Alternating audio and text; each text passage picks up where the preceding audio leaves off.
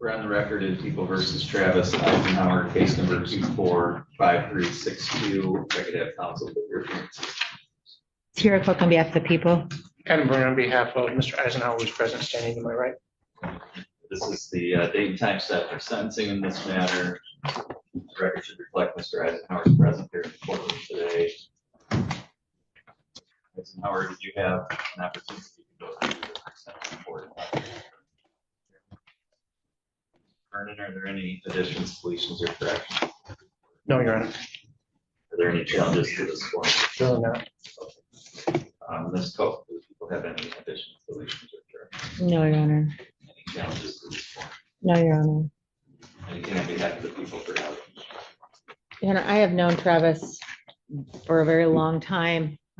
Through my job, I've dealt with him on a pretty regular basis. He's only 37 years old, but he already has 3 felonies and 8 misdemeanors. Frankly, I just don't understand why he's not learning his lesson. Either he likes to go to prison or what, but every single time he gets out, he gets off, he's back at it. He can't kick the cat habit and doesn't seem to want to kick the habit. I don't know that there's much we can do. His guidelines are high. He's at 65, and the next time we have him, when he gets out of prison again, he's going to be maxed out and even higher.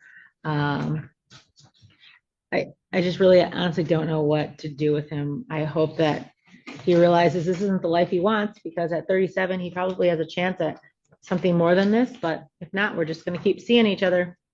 I don't have anything else to add. Thank you, Mr. Byrne. And I understand that Mr. Eisenhower's history works against him. I would point out a couple of things. The amount of drugs in his possession was minuscule. The drugs were found in the tip of a needle that was in his possession.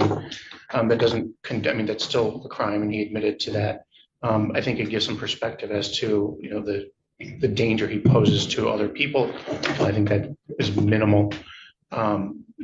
Despite what Ms. Cope has identified, Mr. Eisenhower actually working with me spent a great deal of time trying to get him into or find a treatment program that would accept him. We were unable to do so. His desire to kick the habit, as Ms. Cope identified, is a strong desire to do that. We would ask the court to consider something in the county jail sanction in the 10 to 12 months on the low end of the guidelines. With a focus on that rehabilitation. I think at this point in Mr. Eisenhower's life, he is committed to rehabilitation and getting his life back on track. Again, based on my conversations with him, I think it's clear that he does not desire to continue living a life this way, and he had been working very hard to accomplish that. So we would ask the court to consider something, again, local, so that he could continue to work towards a sober lifestyle going forward. Thank you, Mr. Eisenhower. Anything you want to say? Yeah, not just on the rehabilitation thing. I do want to get clean. I was doing great out there. I had a family member pass. That took it a little hard. And now my mom has stage 4 cancer. She was only given 2 months to live. She's been battling. She's been going for I think 7 months now, battling it, beating it, but it's still there. And locally, that's probably I'd be able to see her more. And like he said, I do want to get clean. I don't want this lifestyle anymore. Through the report, I'm familiar with in this case. There's also, of course, a lot of information in that report about you and your circumstances as well. I'm certainly sorry to hear about your mother that you have to deal with for your whole family. I'm sure being locked up doesn't help her, certainly happy to see you. So I certainly have a lot of sympathy for you in that regard. And I hope that she continues to battle well. Looking at the report, I've got to look at the circumstances and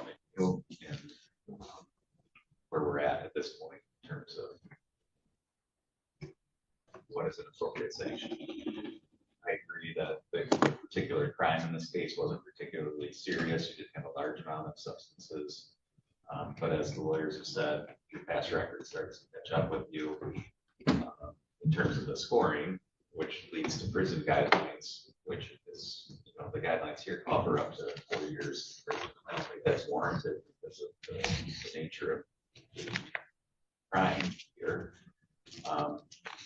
But the problem with probation or local sanction is if not done well on probation. Prior terms, and every one of them has been unsuccessful. Recently, it's 2023, your last unsuccessful discharge. So, in my view, it doesn't make sense to keep doing that over and over again. It's not something that has worked and hasn't worked up until pretty recently. The recommendation is for 18 months in the Department of Corrections. I think that's a fair recommendation. It's at the low end of the guidelines. Which I think recognizes the lower severity of the crime in this case, but it also involves prison, which I think recognizes your past failures as a sanction and your continued reoffending. So it's at the low end of the guidelines. I think it takes into account all the factors here. It's a fair recommendation, and so the court is going to follow that and sends you to the Michigan Department of Corrections for a period of 18 months to 20 years. You have credit for 68 days served, crime victims assessment of $130, court costs of $325, attorney fees of $350, and $68 state costs. You do have the ability to seek an appeal of this sentence. And Mr. Vernon, We went over that appeal. He has initialed it in the appropriate place on the receipt. It's been provided to the clerk. He has the 2 remaining, 1 copy to the prosecutor. thank you. You are remanded to the custody stage, right?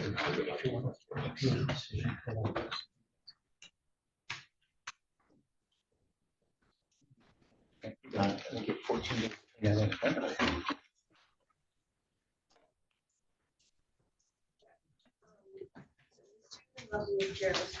All right, let's talk about that. The sentencing of Travis Howard in Judge George Mertz's courtroom was a lesson in how to handle a case that's not about the severity of the conduct itself, but the repetition of it over time.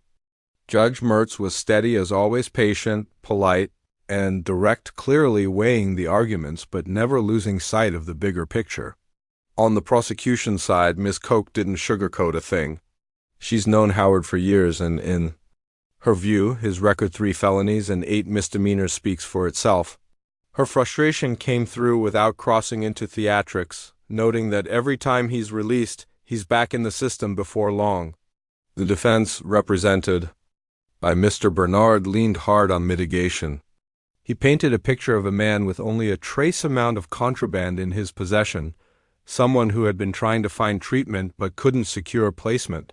His ask? A county jail term on the low end of the guidelines, emphasizing rehabilitation and proximity to family. Howard's own statement was short but heartfelt. He talked about doing well for a while, then being hit hard by family loss and his mother's stage 4 cancer diagnosis.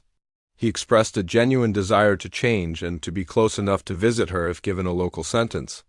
Judge Mertz acknowledged those hardships and even offered sympathy, but he couldn't ignore the history of failed probation attempts. That record, combined with repeated reoffending, convinced him that another round of local sanctions just wouldn't stick. The offense may have been minor in scale, but the guidelines reflected the accumulation of past conduct. In the end, he went with 18 months to 20 years in the Michigan Department of Corrections, right at the low end of the range, recognizing the current offense's limited scope, but still sending Howard to prison to break the cycle. The courtroom atmosphere was calm, almost businesslike, with no outbursts or tension, just a quiet recognition that this was a crossroads moment for the defendant. It was the kind of hearing where you could see the court trying to balance compassion with accountability, and whether you agree with the outcome or not, the reasoning was laid out clearly for everyone to hear. If you found this hearing insightful, consider subscribing, hitting the bell, and letting me know your thoughts in the comments below. I read every one. Hi, ChatGPT.